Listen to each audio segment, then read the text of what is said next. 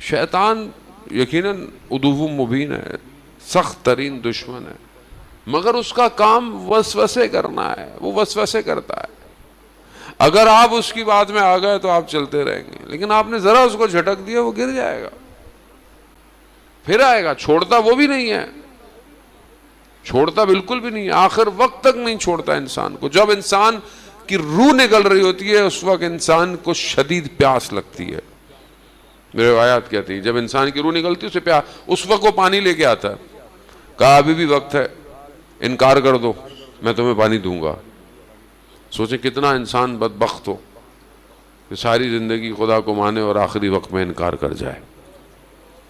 وہ چھوڑتا بالکل نہیں ہے۔ یہ مت سوچیں کہ شیطان نے، نہیں، شیطان وہ آباء و اجداد سے واقف ہے ہمارے، کتنی اس کی لمبی زندگی ہے، کس کس کو نہیں پہچانتا وہ، میرے پردادا کو جانتا ہے، دادا کو جانتا ہے، یہ بھی جانتا ہے کہ ان میں مشکلات کیا تھیں، ان کے اندر کیا تھا، وہی جین اس کے اندر بھی پائی جاتی ہے، واقف ہے وہ، لیکن پھر بھی اپنی پوری اسٹریٹجی کے باوجود وسوسے کرتا ہے۔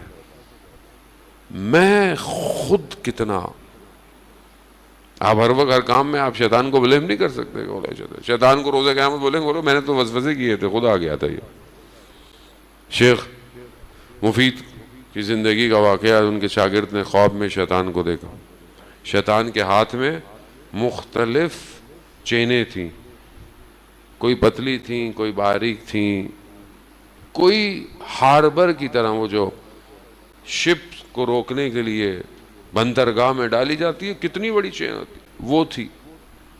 تو اس نے پوچھا یہ کیا ہے؟ یہ کہا کہ جس طرح کا ایمان ہوتا ہے اس طرح کی میرے پاس زنجیریں ہیں، ہر کسی کے حساب سے الگ الگ۔ کہا یہ اتنی سب سے بڑی یہ کس کے لیے ہے؟ کہا یہ تمہارے استاد کے لیے۔ شیخ مفید کہا تمہارے استاد کے لیے، لیکن وہ بھی اس نے توڑ دی، اور کہا میرے لیے کیا ہے؟ کہا تمہارے جیسے کو زنجیر کی ضرورت نہیں ہے، تم ایسے ہی آ جاتے ہو۔ کچھ لوگ ہیں ہوا چلتے ہیں گمراہ ہو جاتے ہیں، جو ذرا سا گزرا سب گزر گئے۔ اتنا ہلکا ہے بعض اوقات انسان، سے کنٹرول نہیں ہے اس کے اوپر، انسان کنٹرول نہیں ہے۔ تھوڑی چیز، چھوٹی سی چیز کے لیے نہیں روکے گا، بڑی چیز کے لیے نہیں روک سکتا۔ چھوٹی سی خواہش پر کنٹرول کیا، بڑی خواہش کو روک پاؤ گے۔